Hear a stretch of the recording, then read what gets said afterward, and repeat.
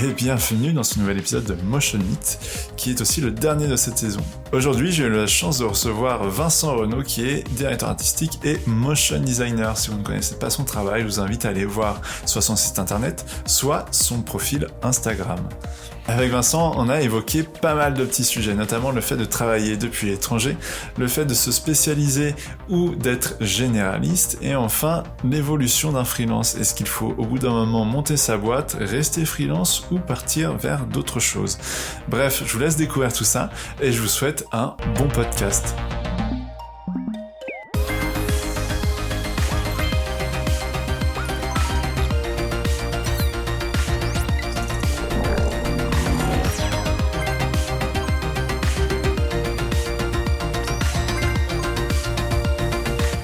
Eh ben, salut Vincent, bienvenue dans Motion Meet, j'espère que tu vas bien, enfin, dis-moi directement, est-ce que ça va? Ça va super. Ça va super, est-ce que tu peux te présenter un petit peu ton parcours et puis comment t'en es venu jusque-là, ce que tu fais maintenant? Alors, donc moi, Vincent, je suis motion designer pour faire global, et aujourd'hui, donc, je suis freelance après avoir travaillé pendant à peu près 2 ans en agence en tant qu'employé, après avoir fait l'alternance aussi pendant 2 ans. Et donc la spécificité, effectivement, qui est peut-être au cœur de ça, c'est que je suis donc freelance à l'étranger en Suède, à Göteborg, où je suis retourné depuis le mois dernier, et j'ai pas encore de date exacte de quand est-ce que je reviens, parce que je pense que je reviendrai dans tous les cas, je vais pas y rester toute ma vie. Donc, mais t'as pas encore le billet retour, quoi. J'ai pas le billet de retour, non. En gros, on était là avec ma copine qui est aussi designer, on était là l'année dernière. C'est grâce à Volvo, en gros, j'avais une opportunité. Mais j'ai été consultant, donc c'est globalement un CDD. Et entre-temps, on est revenu en France, et c'est là où on s'est posé des questions, et finalement, on est revenu en freelance tous les deux. Et nous voilà dans notre nouvelle aventure d'ici, en tout cas. Et ça va, tu kiffes la Suède, tout ça, la vie là-bas, les gens? Oui, c'est très différent. C'est aussi pour ça qu'on est parti. C'est pas pour retrouver Paris et la France, on va dire. Donc non, bah, tu m'étonnes. Beaucoup de choses sont différentes dans la culture, dans la nourriture. Donc, est-ce que tu parles un peu suédois ou pas? Non, c'est la grande question, à savoir est-ce qu'on se lance là-dedans, sachant qu'effectivement on sait pas si on reste, je sais pas. Quelques années, on va voir. Je sais que ma copine est plus motivée que moi là-dessus. Après, il y a comment dire, notre groupe, on parle beaucoup français. En vrai, il y a beaucoup de Français ici, surtout dans le milieu du design pour l'automobile. Parce que globalement ici, c'est l'automobile. C'est moins les agences que ce sur quoi moi j'ai l'habitude d'être. Et que ce soit Volvo ou d'autres marques automobiles, il y en a quand même pas mal ici. Et du coup, beaucoup de Français. En fait, au global, beaucoup d'expatriés, on va dire. Donc forcément on est avec des Suédois, mais il y a beaucoup d'expatriés, donc français, allemands, sud-coréens, polonais. Globalement c'est ça. Ok, ça marche, pas cool. En fait t'es un peu à la maison, quoi, on peut dire ça. C'est vrai qu'on parle beaucoup trop souvent français, c'est vrai. Vraiment. Ok, très bien. Est-ce que ça te dit qu'on passe rapidement au double expresso? Je sais pas si tu connais, mais le double expresso, en fait, je vais te donner 2 choix, et tu devras en choisir un sur les 2. Ça permet aux gens de te connaître un petit peu plus assez rapidement, quoi. C'est parti. Ok, c'est parti. T'es plutôt thé ou café? Café le matin, thé l'après-midi. Thé l'après-midi, ok. Film ou série? Série. Motion ou design? Ça commence bien. Je vais dire motion. Motion. 2D ou 3D? 2D. 2D. Solo ou en équipe? Pareil. Début et fin de projet en équipe, pour tout cadrer, pour tout finaliser, tout l'entre-deux, vraiment solo, pour dépoter vraiment tout. Pour que tout soit bien fait, quoi. C'est ça. Projet perso ou pro? Je vais choquer certains. Je vais dire projet pro. Ah ouais, pourquoi? Je veux dire projet pro, justement, on pourra en débattre là-dessus ici. C'est que j'ai très peu de projets perso. Pas plein de raisons, mais généralement j'essaye de m'aligner, et justement, c'est un de ce pourquoi je pense que tu m'as fait venir, de comment s'adapter et s'aligner par rapport à proposer à tes clients, pour le proposer au maximum, que ce soit des grosses boîtes comme Volvo, mais des beaucoup plus petits, voire même des PME. Et du coup, j'essaie de me faire vraiment kiffer dans mes projets, dans le pro. Et du coup, voilà, ça me permet aussi d'écrire un peu tout ça et de choisir les projets pro sur lesquels je vais aller, où je vais pouvoir en fait avoir quelque chose de... J'allie le pro, on va dire, là où je vais être rémunéré vraiment pour tout ça, et vraiment la partie créa, où vraiment on va s'éclater. Ok, ça marche. Ouais. Plutôt Mac ou PC? Justement, bon, suite au problème qu'on a eu... Juste avant d'enregistrer. Je vais dire PC pour mon taf, mais c'est vrai que... je vais dire PC, mais au fond, il y a une part de... j'aime bien le Mac. Mac est là, pas loin, et il arrive, quoi. Ouais. Couleur ou noir et blanc? Noir et blanc. Noir et blanc. Ouais. Dynamique ou enivrant? Dynamique. Texture ou flat? Flat. Avec ou sans plugin? Sans. Sans plugin. France ou Suède? Oh là là. Oh là là là là. Oh là là. Je vais mettre tirer les foot de l'un ou l'autre là. J'ai un joker quand même. Ouais, tu peux. Ça fait trop peu de temps qu'on est là, et surtout par le freelance, je peux pas. Je vais dire France parce que voilà, la plupart de mes clients sont là-bas. Et enfin, généraliste ou spécialisé? Spécialisé, ouais. Là, ça rejoint. Ça rejoint un peu tout ce qu'on va dire un peu pendant ce podcast. Ouais, c'est ça. Mais ouais, on va un peu plus étoffer tout ça. Mais voilà, ça a été pour le double expresso. Ça va, c'était. Ça va, j'ai quelques passé petites galères, le baptême. C'est ça. Haut la main, j'espère. Bah oui, tu l'as fait très bien. Du coup, toi, tu travailles en tant que freelance en Suède. Tu m'as dit, ouais, c'était pour Volvo que ça t'a amené là-bas. Est-ce que tu peux un peu plus détailler le truc? Si t'avais une mission, c'est ça, à faire là-bas? Carrément. Ouais, en gros, alors là, ça fait 3 ans et demi que je suis free. 3 ans et demi. 3 ans et demi que je suis freelance. Donc alors je sais pas si c'est que moi, mais j'ai passé la barre symbolique des 3 ans qui était assez importante pour moi. Ouais, pourquoi? C'était là pour moi de me dire, de faire un point, on va dire, au bout de 3 ans, de voir déjà est-ce que ça fonctionne? Est-ce que c'est fait pour toi? Est-ce que financièrement, on va dire, ça tourne suffisamment pour payer ton loyer forcément et tes à côté, et voir si je m'éclate suffisamment justement dans tous ces projets, si j'arrive à aligner, on va dire, mes convictions aussi par rapport à tout ça. Ouais. Et oui, donc du coup, on va dire ces 3 ans, l'avant 3 ans était juste l'année dernière quand j'étais avec Volvo, et les 3 ans sont sur la fin quand j'étais avec Volvo, en fait, il y a septembre dernier en gros. Ok. Et donc Volvo, donc j'avais passé 1 an, 2 ans en freelance avant eux, et globalement je n'étais pas prédestiné à bosser pour Volvo et à partir encore moins en Suède pour de vrai. Ouais. Et puis on n'est même pas à Stockholm, on est à Göteborg. Donc, en vrai, je connaissais pas du tout même la ville en fait avant. Je l'ai appris sur le moment.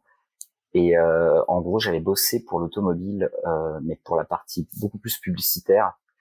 Je travaille avec les agences globalement, agences et studios, et je viens de là. Mes précédentes expériences étaient en agence publicitaire, branding.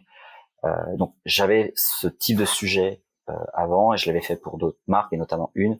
Et j'ai une amie cliente qui a, en voyant ça, m'a dit voilà, en gros, moi, je peux te proposer ton profil si ça t'intéresse à Volvo. J'ai une amie qui y travaille, et en gros, c'est parti de là.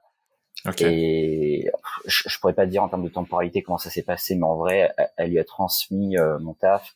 Très peu de temps après, en fait, on a pris contact. On a dit, moi, j'aimerais bien que tu viennes avec nous, enfin, que tu aies une mission ici avec nous à Volvo. Elle est française aussi, c'est pour ça que ça simplifie aussi tout ça. Oui, c'est clair. Et voilà, c'est parti de là, et ça m'a pris un peu de cours, parce que déjà il fallait être là très très rapidement, et que je pouvais pas, c'est que j'étais dans mon freelance, c'était courant septembre octobre d'il y a 1 an et demi du coup, donc c'était bref, il a fallu attendre moi que je réfléchisse, et puis en plus si je venais avec ma copine, c'était un peu plus simple aussi parce que elle est dans le design, donc il y avait une part de négociation, mais on va dire que son taf aussi permettait aussi de pouvoir bouger. Parce qu'elle est free aussi, c'est ça? Alors, elle est de renouveau free là depuis quelques mois à temps plein, et avant elle était en poste, elle faisait du free à côté, mais elle était en poste. Okay. Donc c'est plus un travail de négociation, elle de son côté, déjà avec sa boîte, de travailler à distance, bref, voilà. Et moi, c'était plus quand ils m'ont contacté, on va dire, c'était plus, je me suis dit, pas de souci, je suis freelance. Et let's go, quoi. Et c'est parti. Et non, pas du tout. C'est globalement, ils prennent des consultants. Quand tu travailles pour les marques comme ça, en tout cas ici, c'est du consulting. Je pense que tu travailles sur du produit, donc c'est des véhicules qui vont sortir dans des années. Donc, c'est plus qu'un secret professionnel. Donc je pense qu'ils peuvent pas s'amuser à avoir des freelances qui travaillent sur leurs produits à droite à gauche comme ça. Donc ça a été plus la question pour moi de savoir là-dessus de est-ce que je suis prêt à faire une pause sur le freelance parce que j'étais à temps plein avec eux. Est-ce que je suis prêt, on va dire, à faire une pause là-dessus? Et ça s'est très vite décidé. La question la réponse a vite été oui en fait. Après il fallait voilà, je voulais pas le faire pendant des années. Voilà. Et c'est pour ça, finalement, en fait, l'expérience à Volvo en tant que consultant a été de quelques mois. Voilà, c'est pour ça. Genre,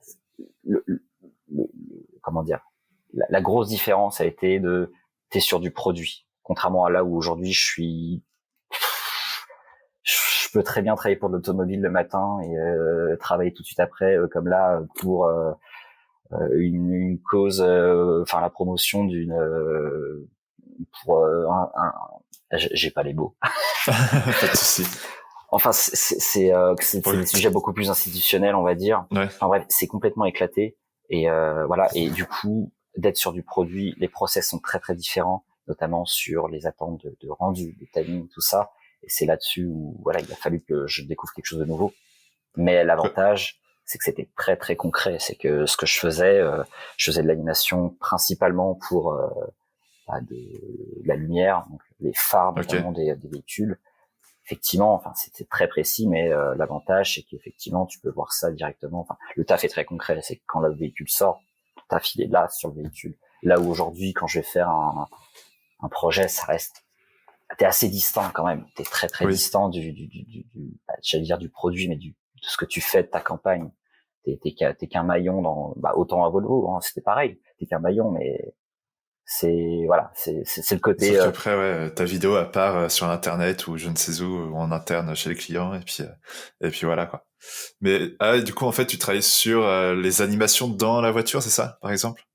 Alors non, moi j'étais surtout l'extérieur, donc c'était vraiment la grande partie de mon temps était sur les phares avant, arrière, et du coup ça a été vraiment de faire des propositions sur des animations de phares, de qu'est-ce qu'on peut faire, et la contrainte était, c'est là où j'aimais bien, c'est que la contrainte n'était pas, elle sortait pas de nulle part, c'est que quand on disait on peut pas le faire, c'est juste que techniquement, par rapport au budget et aux spécificités techniques des lampes qu'on avait dedans, on ne peut pas faire ce que tu fais. Donc du coup, il y a des trucs en termes de fluidité, genre moi j'aime bien travailler en 60 images secondes, genre c'est pas comparable, tu peux pas. Et du coup, il y a plein de trucs, d'aspects vraiment techniques quand tu rentrais dans le détail, quand tu t'échangeais avec les ingénieurs, ils te montraient de comment ça fonctionnait le truc. C'était hyper intéressant pour ça, quoi. Voilà. Après, c'est juste que c'était très focus là-dessus et que il y avait en véhicule, tu peux faire ça, tu peux faire du tableau de bord, tu peux faire de la lumière intérieure, plein de trucs. Après, encore une fois, c'est que je suis pas resté suffisamment longtemps aussi pour, je pense, développer tout ça.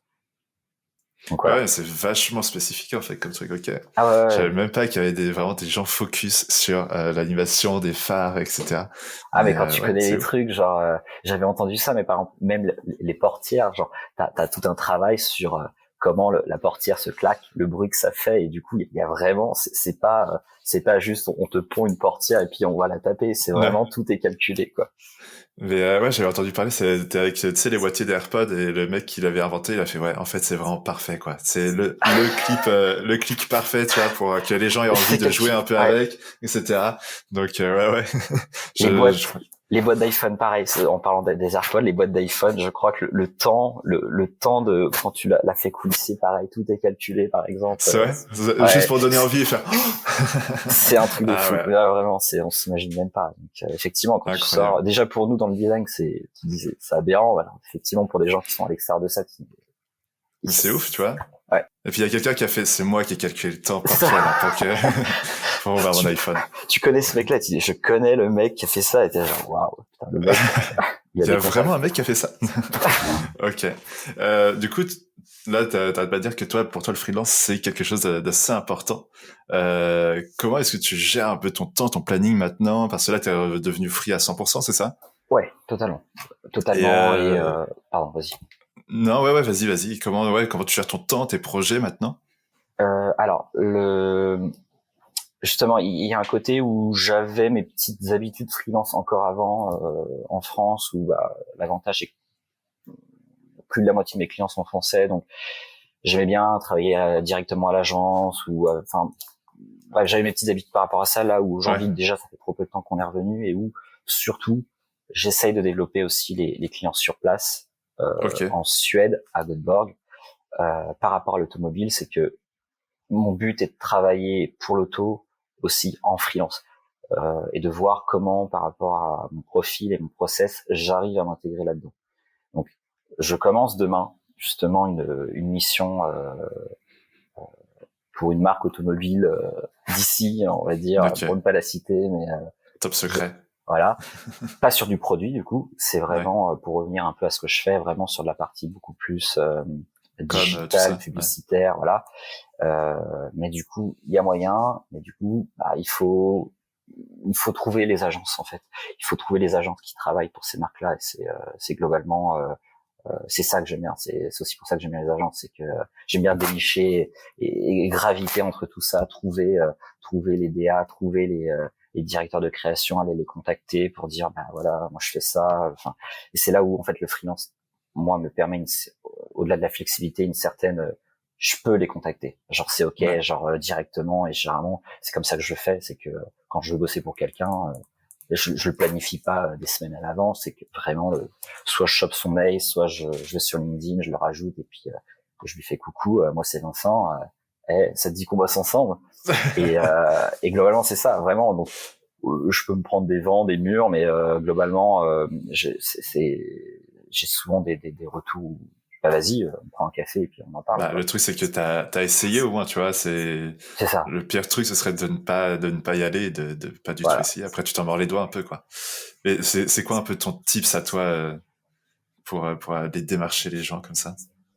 Vraiment, c'est ça, c'est juste, enfin, vraiment, des fois, je me dis, je regarde et je regarde un peu. Enfin, généralement, ça se passe avec LinkedIn ou Instagram, ou quand je vois des pages des agents, des studios, où je dis, je connais pas, ou genre, je connais, mais genre, je sais pas qui bosse là-bas, ou j'ai jamais bossé pour eux, et j'aime bien ce qu'ils font, et du coup, genre, je leur envoie un message directement. Le plus simple, c'est LinkedIn, en vrai. C'est le gros avantage, c'est que LinkedIn ou mail, mais c'est le côté un peu c'est tableau de chasse pour moi, j'aime bien, c'est un peu le pré-travail où j'aime bien aller dénicher les créas qui sont dans les agences en question, et de voir avec eux. Mais vraiment, j'ai pas de tips là-dessus, c'est vraiment je les contacte. Le seul avantage que j'ai, c'est que je ne perds pas de temps, autant dans ma démarche d'aller les contacter, que même pour moi, genre pour me présenter ou quoi que ce soit. C'est que je pense que tu as vu, je crois que c'est aussi pour ça que tu m'avais dit que tu m'avais contacté, c'est que je produis beaucoup en vrai, et j'ai toujours des trucs nouveaux, autant en termes de diversité, en termes de technique. Je te disais que je préférais la 2D, mais genre je fais quand même de la 3D. Mais du coup, sur mon temps libre, globalement, je produis pas mal de choses, et c'est pour ça, genre, c'est pas des projets perso, j'ai pas des projets, genre, aujourd'hui, j'ai pas envie de me lancer, on va dire, dans des trucs, des projets perso qui vont me prendre des semaines, si ce n'est plus, on va dire. Et du coup, j'ai toujours cette contrainte de produire efficacement par rapport en termes de jours. C'est que je fonctionne toujours en termes de jours. Là où, justement, Volvo, c'est là où justement j'ai dû m'adapter. Il y a eu des trucs où forcément c'était plus compliqué pour moi, pas tant sur ce qu'on attendait de moi, en termes de rendu ou de technique, c'était plus de process de travail. C'est que là où je fonctionnais en jours, semaine au gros maximum, même aujourd'hui en freelance, quand tu travailles sur du produit, c'est en mois, en années en fait. Ouais. Un véhicule, c'est de A à Z, ce qu'il disait, c'est plusieurs années. Je crois que ça va jusqu'à 5 ans en moyenne pour développer de A à Z un véhicule, quoi. Là où, ça fait même pas 5 ans que je fais du freelance, t'imagines? Genre, ça veut dire qu'il avait commencé un véhicule quand je me suis lancé, il est pas encore prêt, quoi. Ouais. Donc, c'est plus ça, quoi. Et du coup, tout ce que je fais, tout ce que tu vois, c'est pour ça que je produis vite, et même sur mes, entre guillemets, productions personnelles, non pas de projet, ça me prend un peu de temps, mais c'est pas chronophage. Et c'est pour ça, genre, j'essaie de me faire kiffer, de mixer des trucs, de la 3D, de la 2D, de la typo, des trucs comme ça. Et c'est plus ça, on va dire, qui me permet aujourd'hui de pouvoir, en fait, travailler sur tout type de sujet. C'est que je faisais de l'auto, mais je faisais, quand je me suis lancé en freelance, c'était beaucoup plus ce que je qualifierais de l'interactif, c'est du motion appliqué à du site, tout ce qui est du site expérientiel, du site ce que tu vois sur Word, des trucs comme ça. Ouais, t'as touché un peu à tout, quoi. J'ai touché à pas mal de choses aujourd'hui qui me permet, voilà, je pense, aujourd'hui, j'ai envie de dire, qu'importe le brief, qu'importe les contraintes, je serais pas perdu, globalement. Ouais. C'est que je suis finalement assez généraliste dans ma spécialisation. Et c'est pour ça, c'est assez ironique, finalement, par rapport à ce que je disais, c'est que pour moi, il faut être spécialisé, c'est que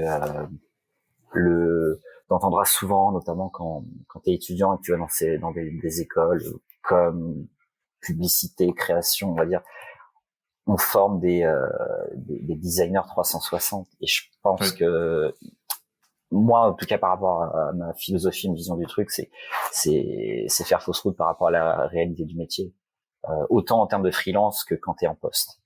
Tu voulais dire quelque chose? Mais après, non, c'est en formation. Je pense que c'est pas mal aussi de montrer un peu toutes les possibilités aux gens, et après, c'est à eux d'aller voir est-ce qu'ils veulent se spécialiser, etc. Tu vois, je trouverais, c'est normal pour moi de dire, tu peux faire ça, tu peux faire ça, tu peux faire ça. Après, tu prends ce que tu veux, hein. C'est comme dans tout. C'est comme quand t'as un plat. Tu vois. Ouais. Je sais pas, tu m'avais dit ton école, mais je pense que globalement, la formation était la même. Ouais, j'étais à l'ISA, moi. Ok, alors non, c'était pas celle-là, mais ouais. Mais je pense que ce que tu disais, c'est que ça reste, on te donne des bouts, et c'est à toi de faire ton tri là-dedans, et de te dire, qu'est-ce que je fais au final. Puis dans tous les cas, je pense que même maintenant, c'est de plus en plus courante, et t'apprends des choses à l'école par rapport au professionnel qui est en face de toi, mais tu vas aller chercher des tutos dans tous les cas pour faire ça ou ça. Et après, le professionnel, il va juste avoir son œil, je pense, pour donner des tips pour tel projet, pour faire comme ci, comme ça, pour avoir un autre œil frais, quoi, sur ton projet. Mais ouais, voilà. C'est ça. Et c'est un avantage, mais c'est plus le côté de dire, je veux dire, on vous forme et il faut que vous soyez 360. C'est pas ça. C'est plus le côté, voilà. C'est moi aussi, genre, on va dire que ma formation, finalement, j'ai pas appris un truc. C'est comme tu disais, on te donne des bouts, et moi, c'est finalement, genre, je crois que c'était à la fin de la première année où je me suis vraiment dit, genre, en fait, c'est le motion qui m'intéresse. Mais en fait, je suis même allé dans le motion, genre, pas par hasard, mais genre, j'étais pas né pour ça, ou genre, je me suis juste dit, genre, je me souviens, c'était un projet en commun qu'on avait, et on avait fait le UI, l'interface du site, et j'avais juste demandé à l'intervenante, c'est possible de l'animer? Et elle me fait, bien sûr. Et en fait, c'est parti de là, et en fait, j'ai commencé par un site, et de fil en aiguille, en fait, j'ai dit, en fait, c'est cool, et enfin voilà, tout ça pour dire que finalement aujourd'hui, genre, même aujourd'hui, je me forme au quotidien, quoi. Il y a encore 1 an et demi, 2 ans, je ne faisais pas de 3D, par exemple. Ouais. Il y a 3 ans, quand je me suis lancé en freelance, je faisais vraiment plus de la partie interactive, de sites, des appels d'offres, de présentations où justement tu montes des sites ou des trucs comme ça, mais bon, je faisais pas de branding animé. Alors que finalement, c'est dans le process, la manière de penser n'est pas la même, mais finalement, ça reste des contraintes. Les contraintes techniques sont les mêmes. C'est pas plus compliqué finalement de faire du branding animé que de l'interface. C'est juste différent. C'est une manière différente de penser ta vidéo, ton projet, quoi. C'est ça. Là où c'est plus compliqué, effectivement, c'est la 3D. C'est pour ça que j'ai aussi mis beaucoup de temps à en faire, par exemple. C'est que la logique est totalement différente, et j'ai mis beaucoup de temps, en fait, avant de pouvoir produire. Et c'est là où il y a la part la question de la frustration. La 3D comme le motion, quand tu te lances, c'est une usine à gaz pas possible, et ça décourage plus d'un, je trouve, là-dessus. Et avant d'arriver, en fait, surtout la 3D à produire des trucs, comme je te disais, en termes de jours, des trucs, waouh, putain, j'en ai chié, vraiment. Ouais, mais avoir le rendu un peu quali, tu vois, au début c'est toujours un peu cracra, quoi, ce que tu sors, Ouais. enfin, en tout cas, moi, tu vois, ce que je sors en 3D, je fais, bon, ok, Sur quand j'essaye, ouais, c'est ça, j'essaye de faire des trucs un peu réalistes, mais il y a toujours le truc qui va pas, tu sais, il y a trop de grains, ou je sais pas quoi, et du coup, ouais, ouais. arriver à gérer tout ça, tu fais, bon. C'est pour ça que je suis resté encore, moi, en ce moment, je suis dans l'étape où j'apprends la 3D aussi, tu vois, et du coup, Bah, ouais, c'est... tu me montreras. De toute façon, je te suis, donc je verrai tout ça. Oui, bah c'est pas pour tout de suite, tu vois, mais on verra avec le temps. Ah, bah, je ne te jugerai pas. Vraiment pas, non. Je crois que ça a mis 3 ans, moi, donc, Ah, c'est vrai. Bon, bah voilà, ça me rassure. voilà. Ça me rassure, tu vois. Du coup, toi, comment tu gères tes projets maintenant à l'étranger? Est-ce que tu sens vraiment une différence par rapport à quand tu étais en France ou pas du tout? Alors, la grosse différence par rapport à quand j'étais en France, en fait, c'est plus que là, en fait, ce que je disais, c'est que l'année dernière, on était là, on est revenu en France de septembre à janvier, février, Ouais. et nous, en fait, c'était aussi calculé pour, c'était déjà le deal, on comptait pas revenir vraiment, enfin, on n'était pas compte, mais c'était pas planifié, et nous, ça nous a permis, en fait, d'aplatir qu'est-ce qu'on veut, en fait, professionnellement. Mm. Et au-delà de ça, dans notre vie perso, pro, où est-ce qu'on veut vivre, des trucs comme ça. Et surtout sur le pro, en fait, ça nous a permis chacun de notre côté, en fait, de se dire qu'est-ce qu'on veut, quoi. Comme je disais, c'est que ma copine est repassée freelance, donc ça a aussi été une réflexion par rapport à ça pour elle. Et moi, ça a été plus la question du, ok, je vais arriver à ces 3 ans de freelance, qu'est-ce que je suis? Qu'est-ce que je suis? Comment je le fais? Avec qui? Et comment? Et là où avant, globalement, par mon type de client plus agence, studio, publicitaire, production digitale, ben en fait, ça tournait bien. Et en fait, j'enchaînais les projets en permanence. Et Ouais. c'était très cool. Mais il y a un moment où, comme je dis, c'est que il faut te poser et te dire, en fait, faut pas structurer le truc, mais en fait, j'avais l'impression d'être en roue libre quasi infinie. Et je me dis, mais en fait, j'ai pas la main sur mon temps, en fait. C'est que je dépendais de mes clients et je subissais ça, même si j'adorais, enfin, même aujourd'hui, j'adore ce que je fais, mais je voulais reprendre la main sur le temps. Et c'est là où, déjà Volvo, l'année dernière, vu que j'étais consultant, m'a permis de faire un pas de côté du flux de tout ça, en fait, de mes projets, de pouvoir me poser, de pouvoir tranquillement aller contacter les gens, les agences que j'avais pas fait pour prendre le temps. Et c'est ça, surtout moi, c'est que tu peux pas en freelance contacter quelqu'un et avoir du taf dans les semaines qui suivent. Ouais. Ou si c'est le cas, moi c'est un quasi red flag, c'est qu'une agence que tu contactes fait c'est bon, on commence tout de suite. Il y a un truc où ils prennent toi, mais en fait c'est juste que ça pourrait être quelqu'un d'autre. Du coup, c'est juste que t'es une main parmi d'autres et finalement ils viennent pas te voir pour ton expertise. Et c'est là où l'année dernière, par exemple, je vais prendre cet exemple-là, c'est que j'ai contacté une agence où c'était une ancienne collègue quand j'étais encore en poste en 2018-2019 chez Babel, l'agence Babel de branding, publicité, digital. Ils font un peu de tout ça et peut-être que j'en reparlerai du coup de ça. Mais du coup, elle est partie dans une agence. Je pense que je peux le dire en fait. C'est Bear Ideas, donc une agence digitale qui produit beaucoup de choses. Et je l'ai recontactée et elle m'a dit vas-y, carrément chaud, tu peux rencontrer les équipes et tout. Et donc c'est au moment où je revenais sur Paris l'année dernière pendant quelques semaines, donc j'en ai profité pour aller voir les gens. Et en fait le courant est passé mais tout de suite. Et même si le courant est passé tout de suite, avoir un projet avec eux a mis 1 an en fait. On en a rigolé là, c'est que juste avant de repartir en Suède là, donc c'était au mois il y a juste avant, il y a un peu plus d'1 mois, j'étais avec eux. Et on a fait un projet, gros projet qui est encore en train de se finaliser là, mais un gros projet de rebranding, une grande marque. Et voilà. Et du coup, le fait que finalement on prenne notre temps entre nous déjà pour savoir quel type de projet on allait avoir, parce qu'il y a eu des pré-projets qu'on m'a proposés, finalement ça s'est pas fait, des trucs comme ça. En fait, on a vraiment trouvé le projet entre nous, et en fait c'est, je trouve, un gage de qualité déjà par l'agence, de se dire on va pas te mettre sur un projet juste pour te mettre sur un projet, parce qu'il faut le pondre. Ouais. Et aujourd'hui, genre je sais, enfin ils savent, je leur ai dit, moi il y a pas de souci pour bosser avec eux par la suite, parce que c'est juste cette relation en fait est ultra saine et que on a confiance l'un et l'autre, quoi. Et ils ont payé rapidement, quoi. Du coup, Ouais, non, non, je mais rigole. au détail aussi, oui. Alors, le projet est trop récent, je suis pas encore payé, mais Non, non, ouais. mais Au contraire, c'est c'est une blague. l'agence qui te, détail aussi. C'est l'agence qui me demande ma facture et qui me relance, tu vois. Ouais.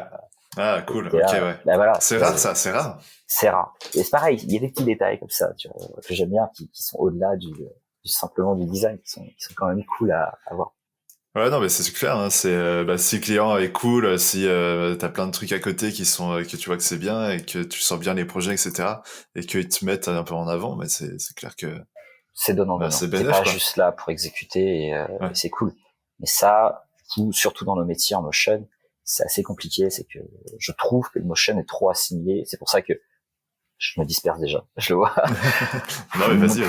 J'évite de dire que je suis motion designer aujourd'hui parce que c'est trop connoté pour moi prod, dans le sens où le motion, c'est le mec, ah oui, il faut produire, il va falloir décliner en fin de projet des trucs, d'une campagne de pub ou des bouts je sais pas, d'une interview, enfin, Ouais. ça peut être n'importe quoi, mais c'est très connoté prod, là où j'essaye entre guillemets de le faire sortir de ça, enfin, à mon niveau, encore une fois, j'ai pas je prétends pas à renouveler ça, c'est pas du tout ça, mais juste moi à mon niveau d'essayer d'arriver un peu en amont, en fait, de pas juste être en fin de course à finalement à devoir animer une identité ou un logo qui en amont n'a pas du tout été pensé pour ça en fait. Et Ouais. typiquement là le projet avec l'agence que je disais tout à l'heure, en fait l'identité était en train d'être terminée quand je suis arrivé et finalement en fait il y a eu un taf d'échange avec eux où par rapport à mes contraintes motion, finalement les DA ont aussi adapté leur truc et ils m'ont clairement dit putain, ça nous a permis en fait d'avoir une autre vision du truc et finalement d'adapter aussi des DA et d'avoir d'autres détails pour affiner le truc quoi. Et là c'est cool. Enfin vraiment pour moi mon job il est fait rien que là-dessus quoi. Mais du coup, tu dis que t'es pas motion, tu dis que t'es quoi, plutôt DA ou t'es...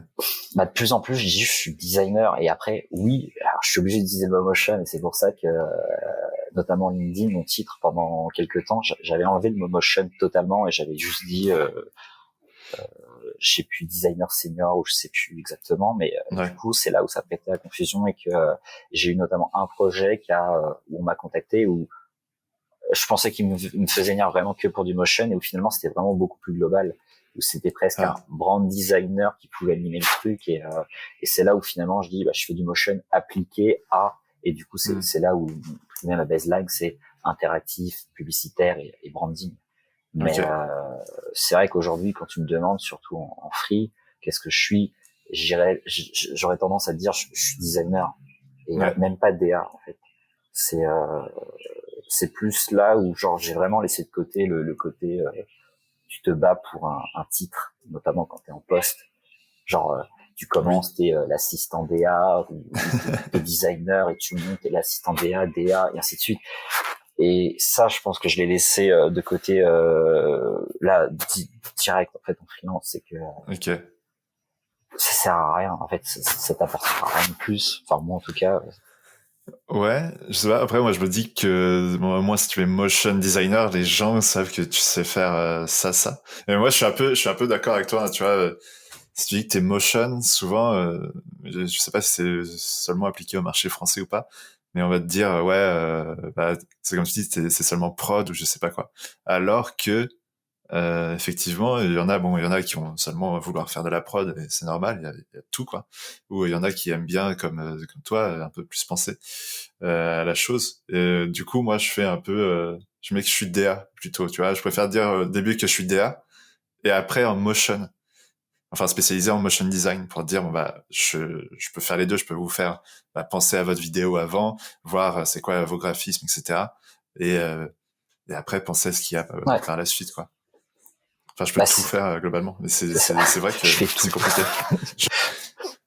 Mais ouais, justement, le coût du DA motion, souvent, notamment les agences, de ce que je vois, enfin, elles sont déçues par ça. C'est que généralement, c'est un DA qui fait du motion, mais vraiment quand tu mets dans le cœur du motion, au bout d'un moment, en fait, ça devient trop technique ou c'est pas son truc. Il est DA avant Ouais, tout. Et en fait, l'effet inverse, motion qui est DA, c'est là où c'est plus compliqué. Toi, je vois ton taf. Oui, comme tu dis, t'es DA motion. ouais, T'es suffisamment compétent en motion comme en DA, je pense, pour faire les deux.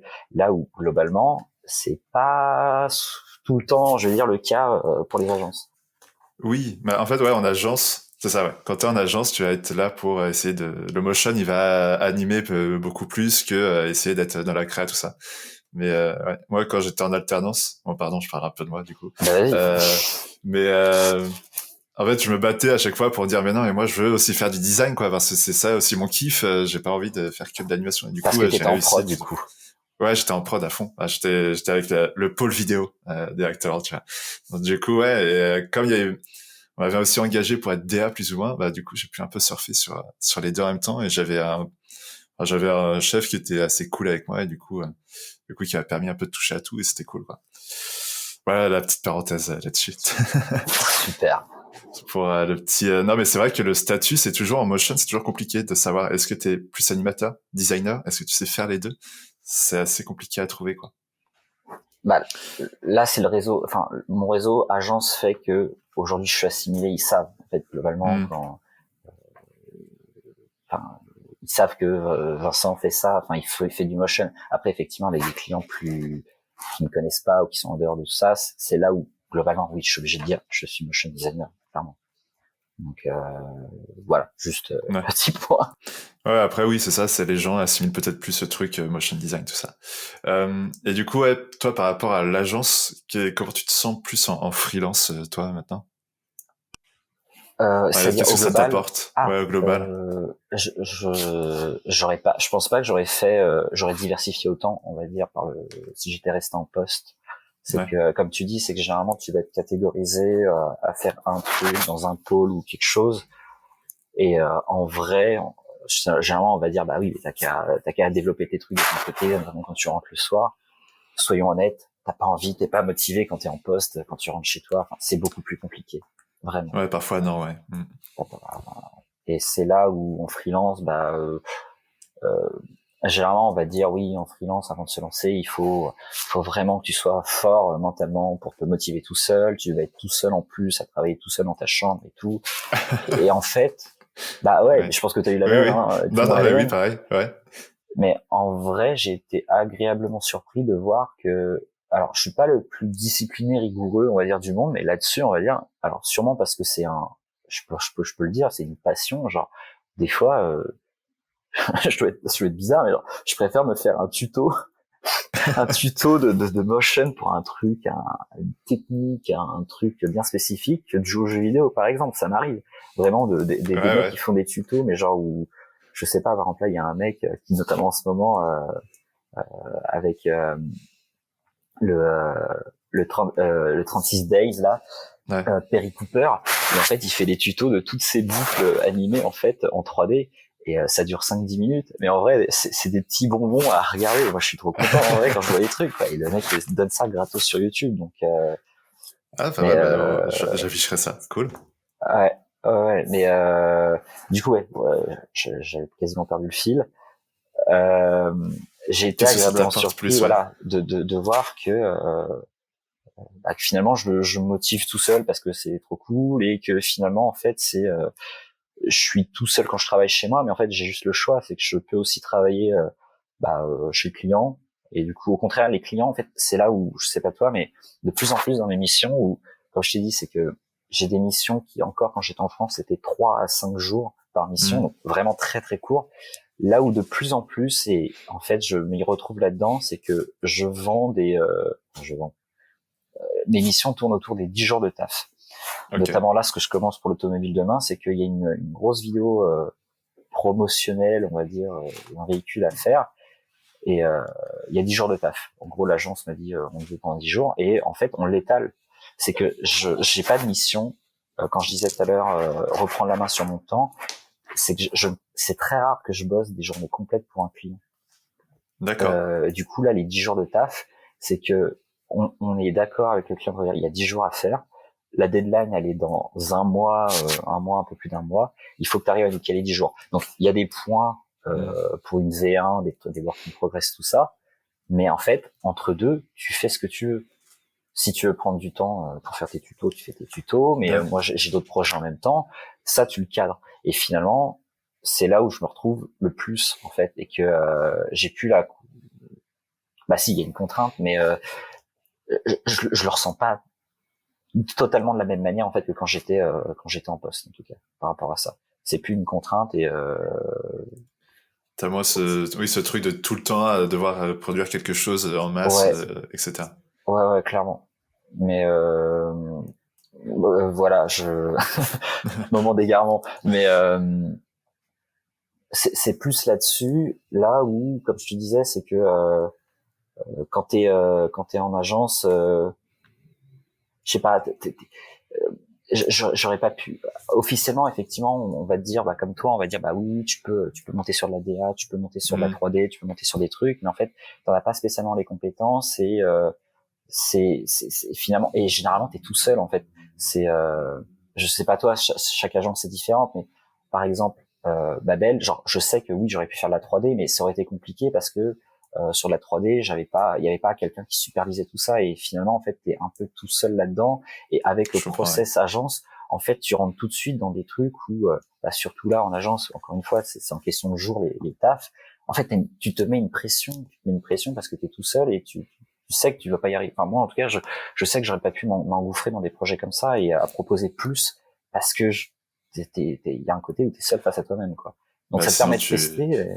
Tu fais des nuits blanches et puis voilà quoi, c'est c'est sympa. Mais oui, Ouais. c'est clair qu'en agence t'as des trucs, c'est plus tu réfléchis comme tu dis en termes de jours de production quoi, donc tu vas au plus efficace et puis voilà quoi.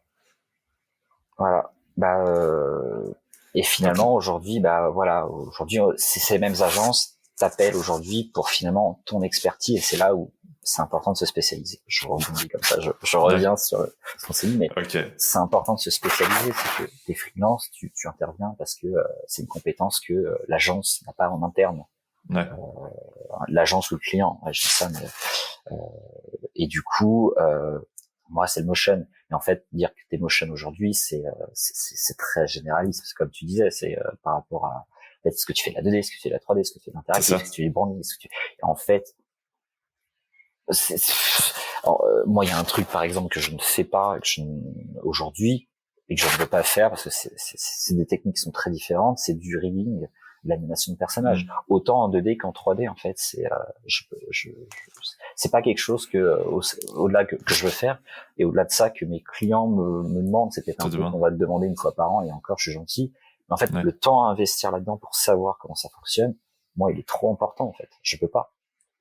Et c'est pour ça que je m'éclate plus à faire des petites boucles, à mélanger un peu de la 3D, un petit peu de la typo, un peu de 2D, enfin bref, voilà. Oui, c'est ça. Après, le truc, oui, c'est ça, tu vas te spécialiser dans un truc qui te fait kiffer toi. Donc après, aller chercher les clients qui vont t'appeler pour le truc qui te fait kiffer. Et là, bah, après, c'est aussi l'avantage du freelance. C'est que si c'est pas une compétence que t'as, bah, tu peux toujours proposer des gens à venir sur le projet avec toi, ou peut-être que l'agence a ces personnes-là en interne. Ouais. Oui, c'est ça, ouais. En interne, tu vas plus être, enfin, généraliste, tu vas savoir faire un petit peu de tout, etc. Je le vois comme ça, en tout cas, moi. Ouais, non, mais je comprends. Ouais, après, je pense aussi, ça peut dépendre dans les agences de com, en tout cas, de pub, ouais, tu vas être beaucoup plus généraliste. Mais je pense que, ouais, si t'es dans une boîte de prod, etc., t'as moyen de te spécialiser dans quelque chose, quoi. Moi, j'avais une question avant qu'on reparle un peu de spécialisation. C'est ton statut de freelance, comment tu le gères là en Suède? Est-ce que tu as gardé ton statut français ou est-ce que tu es en train de réfléchir peut-être, ou tu as déjà ton statut suédois de free?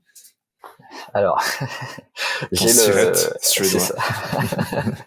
Ouais, non. Mais ouais. Alors, j'ai toujours le français. C'est la question. C'était la question, en tout cas. On a fait le choix de garder, en tout cas, le statut français pour. C'est plus simple parce que, comme je t'ai dit, c'est qu'on ne sait pas si on reste 6 mois, 12 mois ou plus. Mais on le garde dans tous les cas parce que c'est plus simple pour nous aujourd'hui par rapport à ça. Et en vrai, on sait pas. En fait, ça serait plus avantageux pour nous si on était sûr de vouloir s'installer en France, en Suède, pardon, de faire un contrat, un statut ici. C'est faisable. Et moi, en tout cas, je le fais pas parce que, bah, justement, ce que je te disais, c'est que j'ai pas envie de monter de boîte d'un côté, mais de l'autre. Là, j'ai passé les 3 ans, et oui, la question se pose pour moi, tu peux pas rester. En fait, freelance, c'est pas un statut de vie, en fait.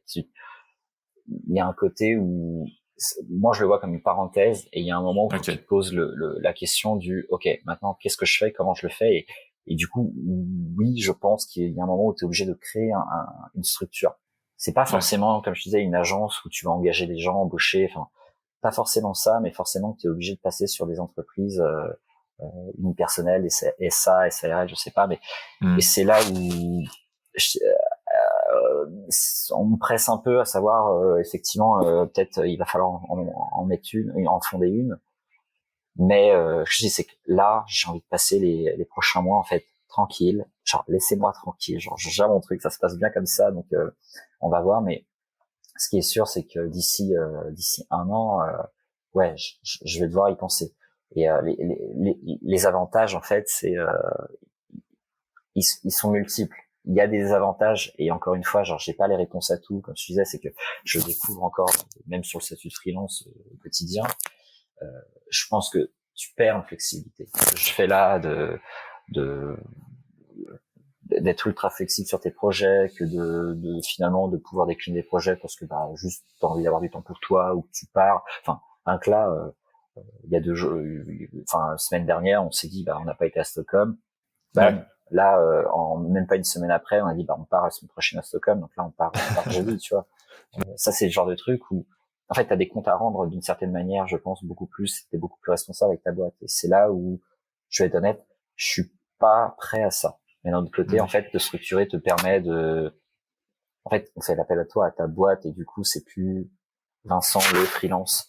Du coup bah c'est beaucoup plus simple pour toi de créer des équipes. En tout cas, moi qui fais du motion, bah je sais pas, si demain je dois t'appeler, on va dire pour travailler sur un projet, c'est beaucoup plus simple. De ce que je comprends, tu peux le faire en freelance, mais c'est toujours un peu plus compliqué, on va dire. En free, ouais, le mieux c'est que chacun fasse son contrat, etc. avec la boîte. Donc, je pense que pour la boîte c'est un peu une galère aussi à côté. Mais oui, ça se fait. En fait, quand t'es free, vaut mieux pas embaucher d'autres gens. Vaut mieux que ce soit l'agence qui soit là et qui paye les gens, etc. Et qui fasse leur devis, leur propre facture, etc., etc. C'est ça le truc, ouais. C'est plus contraignant. Dans tous les cas, je pense, c'est vraiment pour ton client, tu dis. Mais c'est plus le côté. J'ai 30 ans le mois prochain. Oh mon Dieu. Oh mon Dieu. Je le vis très bien, tant mieux.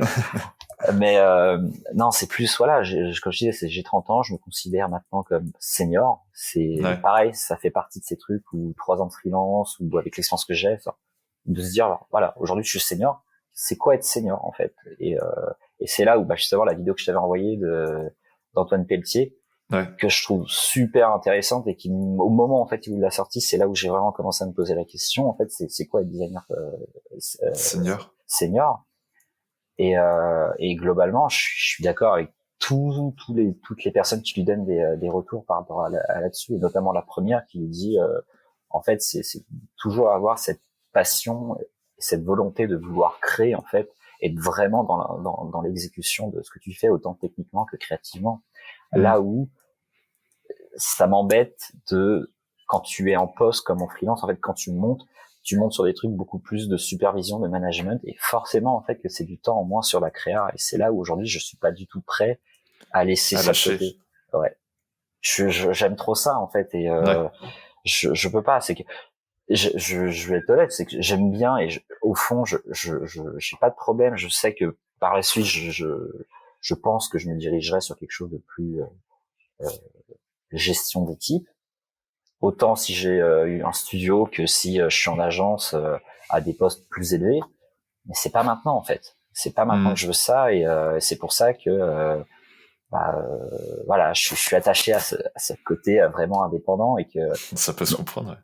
Voilà. Donc ta boîte, et voilà. Par contre, voilà, aujourd'hui je suis senior. Le truc c'est que dans 10 ans, en vrai, être freelance designer et encore, on va dire dans le coup.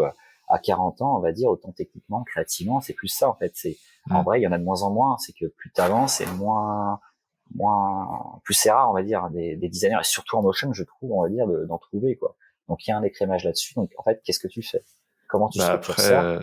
C'est aussi au niveau des générations, tu vois, je pense que ça va en exponentiel. Là, il y a moins en moins, enfin, pour l'instant, il y a peut-être moins de gens de 40-50 ans motion, etc. comme Ouais, nous. c'est Mais sûr. nous, on est la génération qui vont être à 40-50 ans avec, je sais pas, plusieurs personnes comme ça, Bah, quoi. j'espère, Donc, clairement.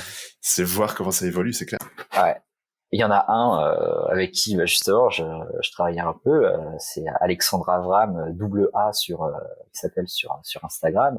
Et Ok. lui, il fait de la 3D, voilà, il a la quarantaine et il est là, il est dans le coup, il sort des trucs, c'est super quoi. Mais c'est Ouais. trop rare en fait, des profils comme ça, c'est trop rare et donc forcément que la question se pose.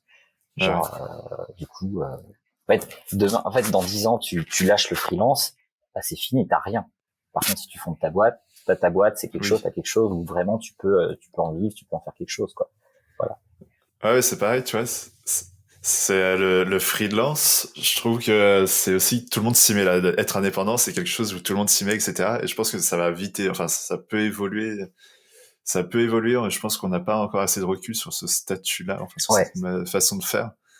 Euh, Là, tu vois, nos parents, nos grands-parents, il y en a aucun qui sont freelance. Et, Non. euh, et du coup, oui, c'est un statut assez neuf. Et oui, c'est voir comment ça évolue avec le temps Nous, on sait là-dessus, pas. quoi. Même l'État, en fait, je sais pas toi, mais Même l'État ne sait pas. non, mais en vrai, il y a des Ouais, ouais. trucs où on en reparlait, on en rigolait là, mais Pôle emploi, il n'y a pas la catégorie genre designer dans ce qu'on fait, en fait, ça n'existe pas. Et Non, genre, ouais, c'était la blague il y a 10 ans, on est 10 ans plus tard, c'est toujours le cas. Je crois qu'on est artiste et je crois que même que moi, on m'a demandé si j'étais artiste peintre. Non, mais bah c'est presque. absurde, tu vois.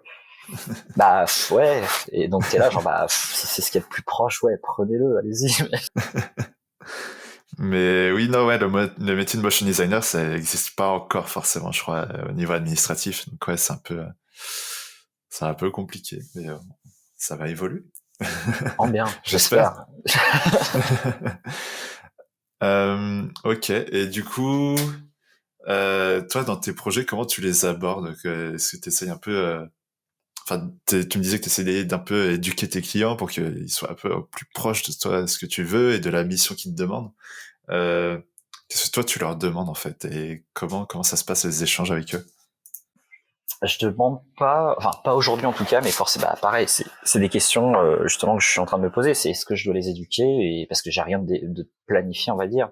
Il y a Ouais. plus aujourd'hui, je suis attentif à voir aussi comment le projet commence, comment il se passe, à l'image de, bah là typiquement le projet que je disais que je commence là demain.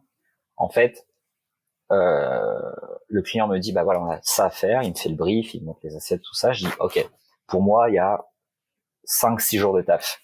Et en fait, de lui-même, le client dit, bah, on te prend pendant 10 jours. On te paye à la journée, on te prend pendant 10 jours.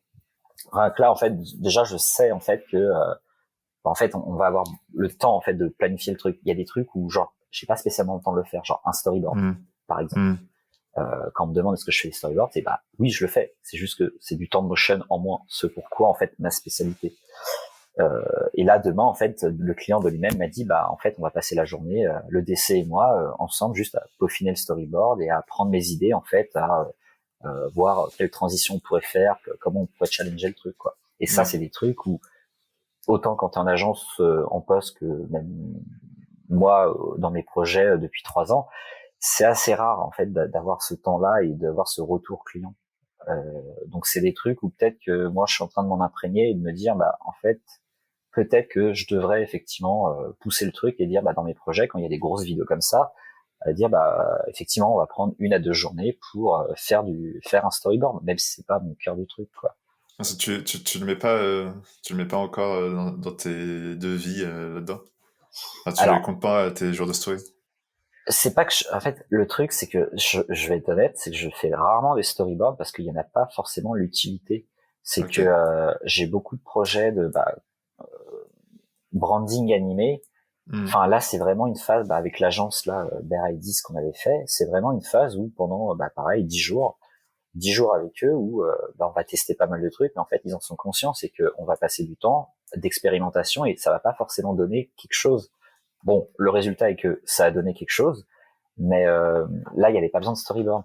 Là où j'en fais en fait, c'est que généralement c'est plus sur ce que je qualifierais de mon motion pour la partie publicitaire, donc c'est toutes les vidéos, autant vraiment pour de la pub, des campagnes publicitaires, des case studies, des showreels, tout ça.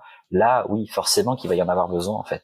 Mais au-delà d'un storyboard, je le vends plus en termes de c'est un script, dans le sens où j'essaye de faire comprendre aussi aux clients, et surtout quand tu travailles directement avec le client, en fait, le storyboard que tu as posé dès le début, c'est pas forcément le truc que tu auras après. Et le truc, c'est que, notamment, ce que je dis à des annonceurs, donc des clients directement, qui vont te valider en début de projet un storyboard, le truc, c'est que toi, entre-temps, si tu vas être des jours, des semaines plus tard à travailler dessus, et tu vas avoir des idées, en fait, notamment dans les transitions, dans les trucs. Et moi, ça m'est déjà arrivé où on me dit, bah ouais, mais nous, on n'a pas validé ça, donc certes, c'est très créatif, c'est très challengeant, mais en fait, on l'a pas du tout validé. Et t'es là, genre, ouais, mais c'était vraiment les 2 premiers jours du projet, genre, t'es pas imprégné de ça, et donc forcément, t'as des idées en cours, quoi.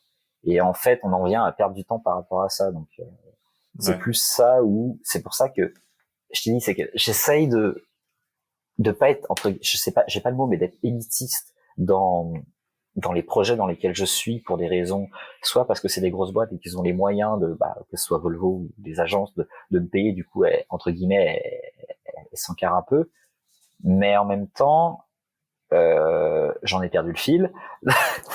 Tu d'être élitiste dans tes projets. Ouais, de pas être élitiste, justement. Genre, j'essaye d'être ça, mais en fait, c'est vrai que finalement, en fait, de travailler directement, hormis ces grosses boîtes, c'est assez compliqué aujourd'hui en termes de process. Avant tout par process et pas tant financier. C'est que travailler pour, je sais pas, la PME du coin, ou encore mieux, genre je dis le fleuriste du coin de la rue, c'est plus par rapport à ça où j'aimerais en fait tendre vers ça, parce que mon discours va dans le sens où je te dis, genre, le motion pour moi et le design en général est pour tout le monde, mais en même temps, genre, ça fait 3 ans où finalement je bosse que pour des grosses boîtes, ou du moins grosses boîtes par rapport à effectivement des commerces de quartier, quoi. Ouais, c'est ça, ouais, tu m'avais parlé de la vidéo de Justin Buisson, du coup, qui allait voir, je crois que c'est un restaurant, c'est ça, où il leur dit, ouais, est-ce que je peux prendre votre logo C'est ça. pour l'animer? Toi, c'est un truc où tu voudrais tendre, ou tu vois, peut-être dans le futur, peut-être est-ce que t'as le tout boulanger qui aura son logo animé comme ça dans Bah la rue? ouais. Je sais pas. Bah en vrai, ouais, j'ai trouvé ça super, on va dire. Et pareil, tu vois, dans la démarche, si tu le regardes, en fait, bah, il se pose pas les questions, juste il débarque et il explique, voilà, Ouais. je suis motion et moi je peux animer votre logo. Et en fait, ça, les gens n'y pensent même pas, parce que je pense que là, on en parle, on est entre nous, on est dans le monde du design, et en fait, on est dans notre bulle d'une certaine manière. Et du coup, toute personne en dehors de ça se dit, en fait, c'est pas pour moi, ou en fait, jamais il bossera pour moi, et alors qu'il y a matière à, en fait, tout simplement. Et c'est plus ça, et c'est là où j'ai utilisé l'argument de j'ai pas la solution aujourd'hui, mais c'est ça qui m'intéresse aussi, c'est à la fois d'avoir entre guillemets ce côté alimentaire, mais où quand même je me fais kiffer avec les agences, mais aussi avoir ce côté où vraiment t'as vraiment un truc concret, en fait. Et en fait, voilà, le côté concret que j'avais par exemple avec Volvo, finalement je le retrouve sur ce genre de projet, en fait, beaucoup plus pas terre à terre, mais genre là, justement, genre on a une pote qui est barista dans un café qui est à côté de chez nous. Okay. Et j'ai vu son logo, et pareil, je pense qu'inconsciemment j'ai dû lui demander, parce que j'avais vu la vidéo de Justin Buisson, et je dis mais en fait ils veulent pas l'animer. Il fait bah carrément, surtout que dans quelques semaines il y a un concours de barista, je sais pas quoi, à Göteborg, et ils m'ont dit bah c'est peut-être le moment, quoi. Manque de peau, c'est là où mon projet, bah je t'ai dit, pour l'automobile commence demain, et genre je sais que pendant 10 jours je vais ça va être compliqué sur les 2-3 prochaines semaines, quoi. Ok. Non, ouais, c'est marrant. Mais ouais, c'est ça, c'est... Maintenant, est-ce qu'ils ont vraiment une utilité? Je pense que ouais, dans le domaine des bars, tout ça, ouais. Mais je pense que c'est plus au niveau des choses qui sont un peu plus grosses. Je sais pas. Je sais pas comment le voir maintenant, si c'est pareil. Mais tu dis, t'as des cartes interactives, enfin, tu sais, avec ton QR code, est-ce que quand tu ouvres Bah ouais, mais typiquement, ouais, j'y ai pas pensé, mais ouais. La carte avec ton QR code, est-ce que t'as pas ton logo qui est animé, ou je sais pas, une micro-animation, quoi? On a un concept. C'est ça, let's go. Non, mais en vrai, ouais, carrément, tu vois, c'est le genre de truc à voir. Mais puis, généralement, moi, ce que j'aime bien, c'est commencer par une animation de logo, parce que généralement, c'est 1 à 2 journées de taf que moi j'y consacre. Je pense que tu peux y consacrer beaucoup plus et avoir une qualité d'animation qui est bien meilleure que la mienne.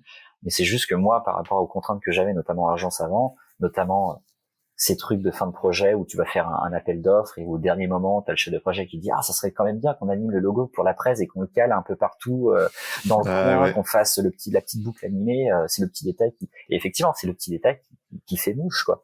Ouais. Et ça, c'est resté par rapport à ces logos. Et je pense que pour moi, c'est une bonne porte d'entrée en fait pour le motion, pour te présenter et pour te dire voilà qu'est-ce que je peux faire.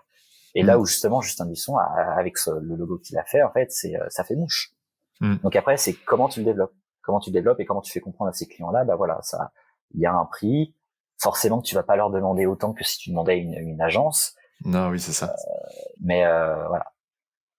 Encore une fois, j'ai pas ça m'intéresse de ouf, mais j'ai pas la solution. Donc, Justin ou n'importe qui est là, qui nous écoute, en vrai, genre, je suis carrément chaud pour échanger là-dessus, quoi, parce que j'ai pas envie qu'on devienne des gros cons qui soient de notre côté dans notre bulle de design et qui travaillons pour que des grosses boîtes, quoi. Ouais, je comprends. Merci pour ce petit coup de philosophie. Ouais. Non mais ouais, non, t'as raison. Bah après oui, t'as les trucs aussi où tu vas travailler pour des ONG, pour des trucs un peu plus cool qui sont peut-être pas les trucs du coin, mais c'est pas non plus travailler pour que des grosses corporations. Ouais. C'est sûr que au bout d'un moment tu perds un peu ton âme, je pense, là-dedans, quoi, à travailler là-dedans. Donc, mais d'un autre côté, genre, c'est aussi ces clients-là qui peuvent t'en ramener. Le projet tout à l'heure que je te disais avec l'agence, c'est pour la sclérose en plaques. Genre, l'agence me brief, ils me disent, genre, on a un projet de campagne de pub pour la sclérose en plaques. Et tu te dis, waouh, c'est chaud, quoi. Et en fait, il n'y a pas plus concret. Genre, c'est un projet de quasiment de société. Enfin, je vais pas rentrer dans le détail en disant que c'est un projet éthique pour moi et que c'est trop bien, mais genre, c'est ultra concret. Et c'est quand même cool de pouvoir mettre en avant ce genre de truc. Où de prime abord tu te dis mais en fait c'est pas très sexy, et en fait l'agence elle de son côté a fait des illustrations, ils font appel à moi pour animer ces illustrations, et au-delà de ça de faire les vidéos de promotion, il y a les DOH pour les métros, il y a la campagne 16/9 qui sera postée YouTube et compagnie, quoi. Et genre en vrai c'est ces projets là, et c'est pour ça que je te dis genre moi les projets pro je m'y retrouve énormément, et typiquement pour ce genre de choses c'est que ça reste très concret, ça reste forcément c'est pas gratuit, mais genre c'est ultra concret, et genre je m'y retrouve énormément en fait dans ces projets-là, alors que c'est pas les plus sexy sur le papier, quoi. Oui, non, c'est sûr que c'est compliqué si on vient dès le premier jour à te dire tu vas travailler sur la sclérose en plaques, c'est pas le premier projet où tu vas sauter un peu partout et tu vas trop bien, quoi.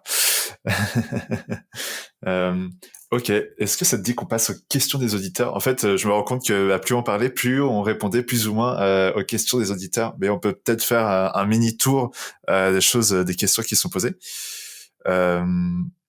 J'avais Vendredi Society, je sais pas si tu connais. Les filous, ils ont posé une question.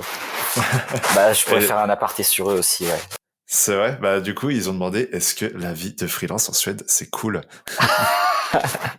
Tout simplement. Ouais, comme tu dis, c'est qu'on en a un peu parlé, mais donc oui, la vie de freelance aujourd'hui est cool parce que avant tout, on a repris la main sur le temps en fait qu'on a et on aurait pu le faire ailleurs, et même en France en fait. C'est juste que là, c'était l'occasion en fait de se dire, de marquer vraiment symboliquement autant pour nous que pour les autres, dire on repart, ou du moins on part, et vraiment on met tout à plat, quoi. Donc oui, c'est cool, et parce que ça permet de développer pas mal de trucs, et forcément, moi je vais être honnête, je suis pas revenu non plus, je suis revenu pour la vie, pour les gens qu'on a rencontrés ici, et c'est aussi pour ça, oui, vraiment, pour toute la partie personnelle, c'est vraiment pour tous les gens qu'on a rencontrés ici, le monde de l'automobile, du design, des ingénieurs ici, c'est un peu comme le monde des agences en fait en France, c'est que tout le monde est concurrent et finalement tout le monde se connaît, et c'est la même chose ici. Et en vrai, on a très très vite commencé à avoir ce cercle-là, et c'est trop cool, vraiment. Je sais pas, tu dois peut-être me voir sur mon Insta, mais genre, on est arrivé, il nous avait fait une surprise, genre il nous avait réservé un sauna directement dans un paysage rocailleux, quasiment la Bretagne le lendemain, et le mercredi, je sais pas, des potes de ça me contactent, ils me disent tu veux venir au ski? Je sais c'est quand? Ils me font c'est demain. Allez, c'est parti. Et genre en fait vraiment, je devais finir ma mission le jour où on devait partir. Finalement, j'ai speedé pour la terminer le mercredi soir. Et c'était ok, le client a validé dans la foulée, et moi je suis parti le lendemain, et voilà, nice. Voilà. Et c'est tout ce côté-là aussi plus personnel qui est vraiment très cool. C'est tout ce côté personnel qui est cool, et pour tout l'aspect pro, ouais, je vais le dire franchement, pour parler entre guillemets business, bah, ouais, c'est qu'aujourd'hui, j'essaye de tendre vers toutes ces agences. Il n'y en a pas 50. Göteborg est assez petit si on doit comparer à Paris, et notamment sur la vie design. Ouais.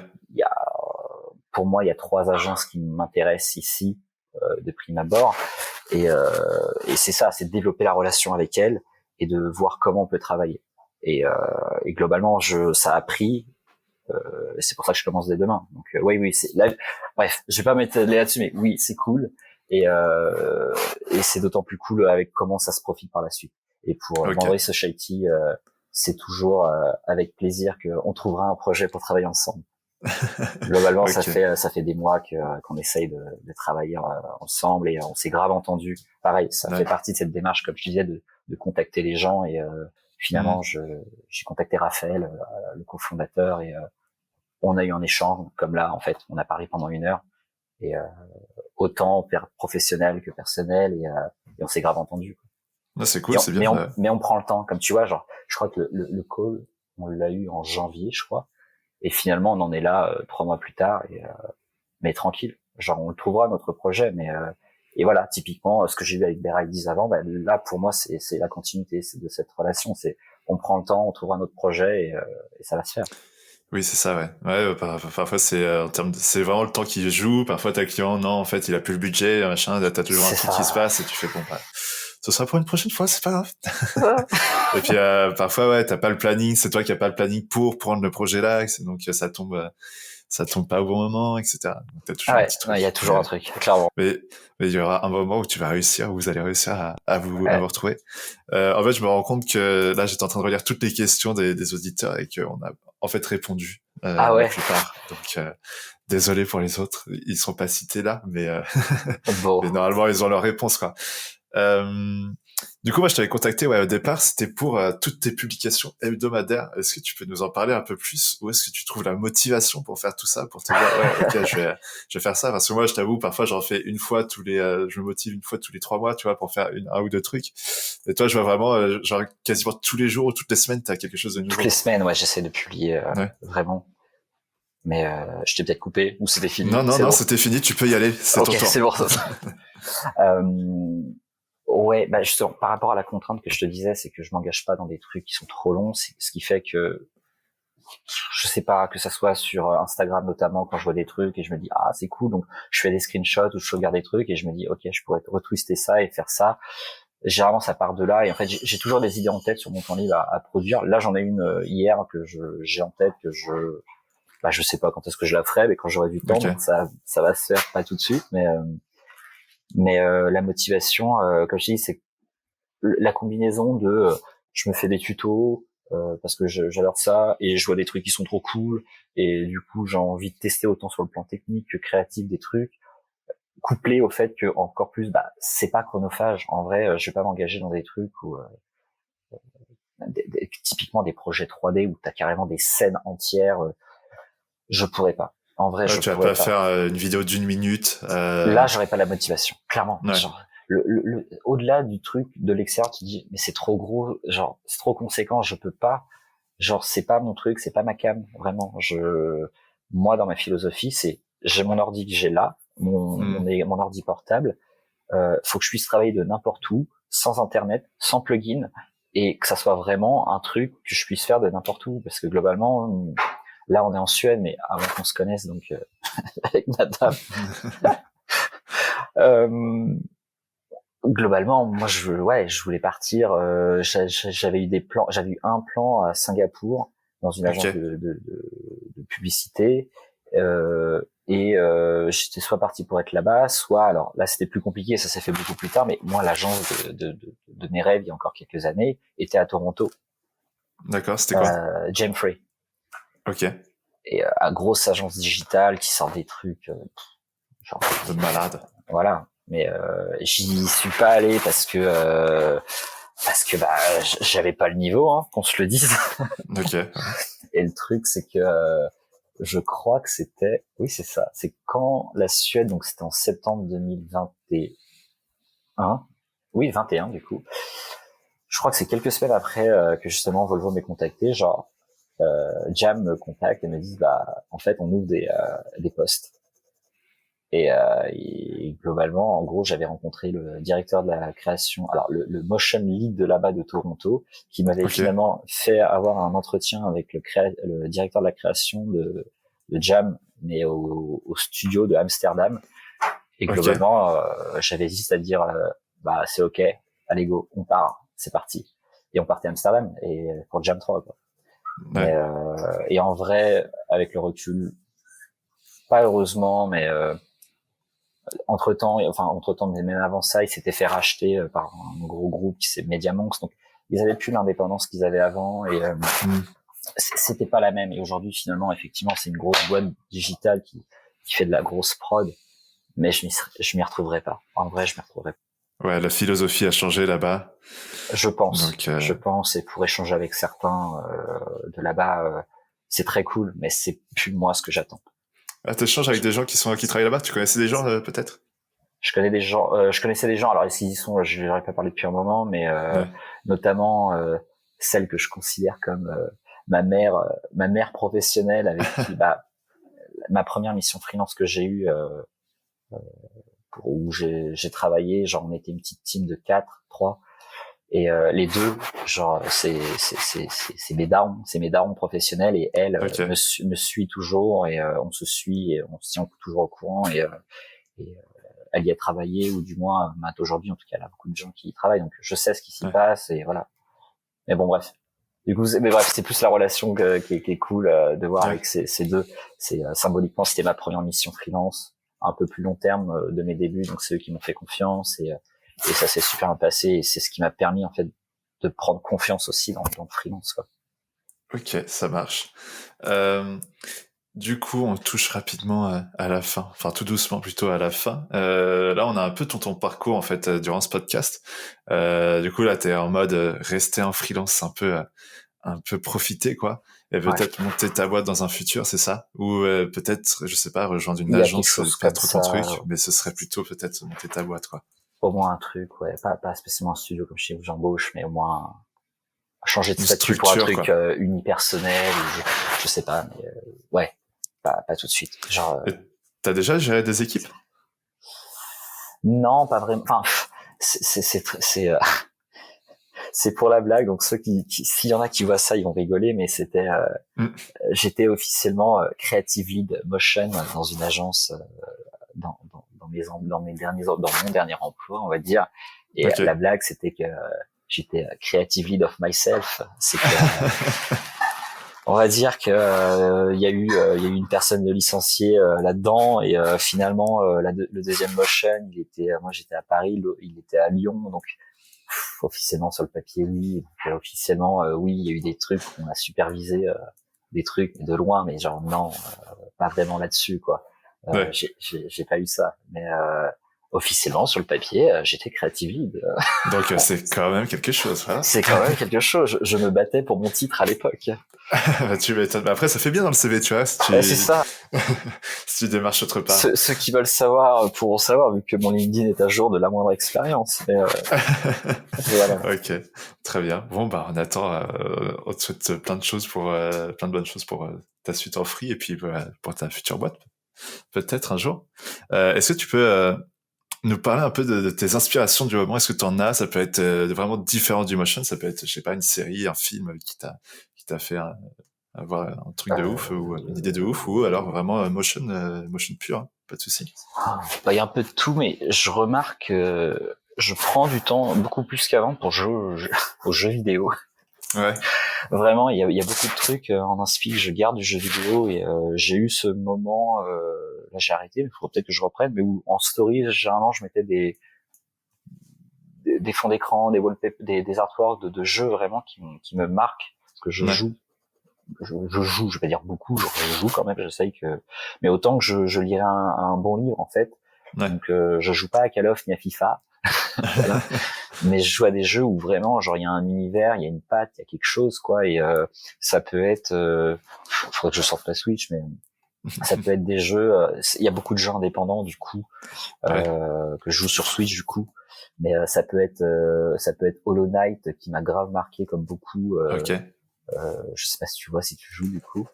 C'est pas pixel art un peu, non? Hollow Knight, non. Non, ok, bon bah je vois pas. Mais ça reste indépendant, mais ça aurait pu. Ouais. Mais globalement, ouais, je joue pour des jeux comme ça et pour des jeux un peu plus mainstream, on va dire. Je fais partie de ceux qui attendent Zelda là dans 12 jours comme pas possible. Ah moi aussi, ouais. J'ai hâte qu'il sorte. J'emmerde ma copine avec ça en permanence. Mais ouais. Normalement, je suis pas trop sur les vidéos théorie et compagnie, mais genre là, c'est le premier truc. Je l'attends tellement que en vrai, je suis à fond dessus. Mais bon, bref. Donc voilà. Donc niveau inspi, ouais, en dehors du motion, il y a le jeu vidéo où vraiment il y a des trucs que j'en garde beaucoup. Et après en motion, bah forcément c'est mon Insta. Le truc c'est qu'en vrai, je pense que comme toi, il y a tellement de comptes qu'au final, genre je pourrais pas t'en citer un en particulier comme ça, mais genre Perry Cooper que je te disais tout à l'heure. Attends, tu sais quoi, je regarde en 2-2 mon feed. Mais regarde. Tu prends les 3 premiers qui apparaissent. Bah, c'est un peu ça, ou non, mieux, je sais. Je vais aller dans mes derniers likes. Ah, vas-y. Hop. Attends, je vais y arriver. Il y a beaucoup de branding. Je suis beaucoup plus, comme je disais, sur du branding animé, dans le sens où ça rejoint à la fois ce que j'aime en motion que l'application de ça dans quelque chose de concret. Donc, je vais regarder, mais il y a beaucoup d'agences branding que je suis de plus en plus en tout cas. Je vais pas y arriver. Attends, c'est dans archive. Non, c'est pas archive. Tac. Activité. Yes. Interaction. Alors, qu'est-ce que j'ai? Ah, tiens, instant promo pour Julie, que je te disais tout à l'heure, justement. Ouais. C'est un des derniers que j'ai aimé dans son dernier post, la lettre V. Mais sinon, alors... Ouais, parce que là, je sais pas quand est-ce que le podcast va tomber, mais on est en plein 36 Days of... Mais ouais, mais en fait, il y a que ça, du coup, j'ai que ça en like, malheureusement, là, et je suis un peu moins présent sur Insta, là. Oh là là, ouais. C'est assez non. Ah, si, ça, je l'ai vu. C'est un truc de ouf. Ce mec-là, j'ai plus son nom, mais il fait de l'Houdini, alors je vais le montrer en même temps. Ah, mais genre, ce truc-là. Ah oui, ouais, ok. Tout est fait sur Houdini, enfin, c'est, je trouve ça hallucinant, en fait, comment t'arrives à avoir une logique pareille derrière. Et puis même avoir la boucle parfaite avec ça, tu fais, ouais. What the fuck. J'essaye de disséquer le truc, même visuellement, et me dire, mais en fait, je ou alors, la vidéo fait 1 minute, et il sait très bien que personne va regarder 1 minute de truc. C'est exactement ça. Donc non, après, il y a un truc que je suis, c'est, oh putain, j'en oublie carrément. C'est visual, oui, c'est ça. Pour toute la partie, pour mâcher un peu le travail, visuel.co. Et du coup, il faut quoi? Il regroupe des... Ça doit être à l'envers, du coup, je pense. Mais du coup, ouais, il regroupe beaucoup, enfin, de moche, enfin, il n'y a pas que du motion dans le branding, c'est du branding au global, mais du globalement, c'est un branding que j'aime bien dans son style et qui globalement est prêt à être animé quand il ne l'est pas. Et du coup, ça mâche beaucoup de travail parce que du coup, tout ce que tu vois dedans, c'est ce que font des agences ou des studios à côté. Voilà. Et sinon, il y a un truc que j'aime bien, c'est pareil, c'est peut-être un peu plus pas bizarre, mais un peu moins commun, c'est que sur mon Vimeo, de plus en plus, genre avec le peu d'abonnements que de comptes auxquels je suis abonné, t'as un feed en fait, un mini feed qui se met à jour pas tous les jours, mais du coup j'ai my feed et du coup t'as des propositions de vidéos et généralement ça se marche plutôt bien, vu que ça compile un peu tout ce qui se fait. Ah ouais, c'est vrai, parce que Vimeo, c'est vraiment l'outil que j'avais plus ou moins oublié, quoi, tu vois, pour aller chercher des refs. En tout cas. Il est très très mal foutu, en vrai. Ouais. Mais je l'utilise pour plus en mode j'héberge mes vidéos. Je communique pas dessus, mais j'héberge au moins mes vidéos. Oui, c'est ça. Dessus, histoire d'avoir une trace quand même. Voilà. Et bah du coup, ça me permet de voir. Il y a Tactique, le studio Tactique, qui fait la 3D de fou furieux. Pareil, genre, j'adore. Mais genre, c'est typiquement le genre de 3D que je ne ferais pas parce que c'est carrément des univers et je pense que c'est trop long. C'est encore autre chose, quoi. Ouais. Mais quand je dis, c'est globalement, ça tourne beaucoup autour du branding, que ce que je fais, de la typo, j'aime bien, J'aime bien ne pas avoir, notamment sur la 3D, dès lors que tu veux monter sur la grosse 3D, il va te falloir le gros ordi, du coup c'est plus de l'ordi portable, tout, et Oui. ça sort de mon cadre, on va dire, de travail, je pense. Oui, toi, tu veux rester assez flexible là-dessus, quoi. Ok, très bien. Est-ce que tu aurais un message pour ceux qui nous regardent, peut-être pour ceux qui débutent, ou je sais pas, un message de motivation comme ça, je sais pas. Est-ce que je fais un truc kitsch, genre carpe diem Tu il dis faut ce que tu veux. vivre Non, l'instant mais présent. c'est ça, c'est ça. Non, je sais pas. Est-ce que tu aurais un petit tips, tu vois, qui est un conseil que tu aurais aimé avoir et maintenant, enfin, quand tu étais plus jeune, quand tu avais commencé peut-être, et que t'as pas forcément eu. Ouais, dans le sens où bah, il y a forcément le truc c'est un truc où il faut pas compter son temps, c'est que généralement on va dire il faut s'investir tout ça, et oui c'est le cas, mais en fait c'est un truc où effectivement si t'as pas un minimum de passion pour ça, jamais tu vas t'infliger en fait le temps, enfin de tutos ou de trucs pour apprendre tout ça. Donc il y a un côté où il va falloir gérer vos frustrations en vrai, parce que si vous vous attendez, et surtout en motion autant en 2D qu'en 3D, à produire quelque chose de rapidement qui fonctionne, genre en vrai il va se passer beaucoup de temps. Donc prenez le temps, on va dire, avant de pouvoir faire ça, et de manière plus professionnelle, on va dire. J'ai eu un étudiant qui m'a demandé ça justement semaine dernière. Genre, de mon point de vue, ne vous lancez pas en freelance dès que vous terminez les études. Faites-vous la main et cassez-vous les dents en fait chez des agences pour prendre la main, pour comprendre comment travaille un client, comment travaille une agence, comment ça se passe, pour savoir une fois que vous êtes en freelance combien de temps ça va vous prendre, tout ça, parce que globalement, quand vous êtes en freelance, tout est une question au-delà de ce que vous produisez, tout est une question de temps. Moi, mes clients, c'est le temps. Le temps est central. Et ça, tu peux pas l'avoir. C'est très compliqué quand tu te lances. Si tu te casses les dents quand tu te lances en freelance, en fait, tu fais blacklister tout de suite. Et c'est là où c'est un problème. Ouais, non, t'as raison, parce qu'en plus de tout ce qui est géré par aspect créa, tu vas déjà avoir la relation client à gérer, Ouais, quelque chose que t'as donc pas, dont t'as pas forcément l'habitude. Parfois, quand tu sors d'études, t'es peut-être un exactement. petit peu timide ou je sais pas. Après, t'as tout ce qui est devis, contrat, machin, c'est encore un truc tout neuf, quoi. Et bah, facturation, après, peut-être que tu vas tomber sur ton premier client qui est pas forcément cool et que tu Et vas c'est devoir généralement relancer comme ça que ça se passe, ouais. 3000 fois. Ou peut-être qu'il va un peu t'arnaquer au niveau Ils le sentent. du Donc, prix, quoi. généralement, le premier client, c'est le pire. Ça, Ouais. moi, j'en fais partie. Je sais pas toi, mais genre, j'en ai eu un. J'en aurais pu, parce que tu le sais maintenant. Ouais. Tu sais toutes ces Le red questions. flag. Il y a des red flags. Ouais. Quels sont les red flags? Mais ouais. Bah, d'ailleurs, là, en parlant de ça, il y a, je vais vite fait sur LinkedIn, tac, juste pour pas écorcher son nom. Mais il y a Manon. Alors, c'est Manon Taillefer. Donc c'est taille et fer, c'est comme tailler le fer, quoi. Ça s'écrit exactement comme ça. Du coup, Ok. qui propose une formation pour des freelances, tout ça en ligne, et en fait ça permet de comment bien débuter, etc. Ouais. Je l'avais contacté, mais je crois qu'on va faire un live avec Motion Café avec elle, donc c'est assez intéressant. Vraiment tout ce qu'elle fait, elle a plein de petits trucs, et même sur LinkedIn elle poste pas mal de petites choses à droite à gauche pour répondre à des questions.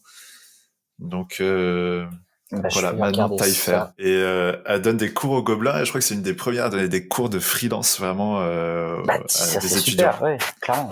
Et ouais, en vrai, c'est dingue de ne pas y avoir pensé plus tôt. Ça manque. Vraiment, je pense que toi aussi tu devais te demander pourquoi. Enfin, quand t'es en cours, genre, on t'apprend l'aspect créa, comme tu dis, mais tout l'aspect relationnel, l'aspect démarchage. Il faut, en fait, c'est pas, on n'est pas des. Moi, je me considère pas comme un artiste, mais globalement, surtout dans les agences, on n'est pas des artistes. Donc, il y a un moment où, oui, t'es obligé de parler thunes, t'es obligé de parler relationnel, t'es obligé de. Et si t'es timide, si t'arrives pas à aller vers les autres, il faut que tu t'entraînes là-dessus. Je pense, ça c'est un conseil, c'est que vous attendez pas à ce qu'on vienne vous contacter parce que vous êtes ultra créatif et que c'est trop bien. Genre, c'est 50-50. Moi, je considère, c'est que c'est à la fois ton talent et à la fois la facilité avec laquelle c'est de communiquer, de travailler avec toi. Et en fait, ça en est pour une bonne partie aussi, en vrai. Ouais. Et je pense que moi, on est prêt à excuser une moins bonne qualité de rendu si c'est très facile de bosser avec toi et que c'est très dans le tac au tac relationnel. Oui, c'est ça. Que si t'es ultra bon mais que t'es une éclatée en niveau relationnel, c'est très compliqué en vrai. Ouais, c'est ça. Bah, c'est toujours être assez sympa. Enfin, savoir avoir un petit peu de tact, quoi, quand même, avec les clients, et puis dire, bah oui, quand ça dépasse, et être carré dès le départ. C'est plein de trucs comme ça. Et même, je pense que, je sais pas si t'as fait tes CSV, tes conditions de vente, je sais pas quoi là. Mais elle apprend à faire ça, et je pense que c'est pas mal aussi à ce niveau-là, parce que c'est toujours le truc auquel on oublie. Et je les ai, mais je les ai copié-collé sur le conseil de. Ouais. On fait tout ça de toute façon, mais tu vois, parfois c'est pas mal. Mais et voilà, elle donne plein de petits conseils. J'ai échangé avec elle déjà, elle est ultra sympa, même si on voulait lui parler et lui demander des tips. Enfin, des tips, je pense. Échanger avec elle d'un service plutôt, ça peut le faire. Donc, au-delà de ça, à ce moment-là, conseil aussi à Pôle Emploi, du coup, au-delà de pas savoir comment nous catégoriser, en fait, pareil, qu'elle donne des cours à Pôle Emploi là-dessus, quoi. Ah bah ouais, carrément. Si elle écoute le podcast là et qu'elle est arrivée jusqu'ici, carrément. Donc voilà, donc moi j'ai plus de questions pour toi, et je pense que on est 1h20 de podcast, déjà pas mal. Ah ouais. Bah, écoute, merci beaucoup d'avoir participé. Moi, ça m'a fait vraiment très plaisir de te recevoir là, et c'était sympa d'échanger avec toi, de voir un peu comment tu pensais, tu travaillais. Et voilà, je te laisse le mot de la fin, et puis sinon je te dis à une prochaine. Bah trop cool, vraiment merci pour ça. On se suivait de toute façon depuis quelques temps, donc je voyais autant ton taf que tu voyais le mien, et trop cool. C'est que je te disais, c'est que c'est super d'avoir des initiatives comme ça qui permettent, on va dire, de parler entre nous, tout ça, et même ce que tu fais. Bon, je regrette du coup de pas pouvoir, parce que j'ai vu que tu avais fait un événement en présentiel. Ouais. Ce genre de truc, forcément si j'étais là, c'est genre de truc que j'aimerais bien être, mais trop cool. Après, moi, je suis sur Rouen, du coup, les gens ne se déplacent pas forcément jusqu'à Rouen, quoi. Je serais venu, juste pour toi. Ah, merci, ça fait plaisir. Ok, bon, bah, à la prochaine, alors. Et si vous avez aimé ce podcast, n'hésitez pas à mettre un petit pouce bleu et peut-être un commentaire.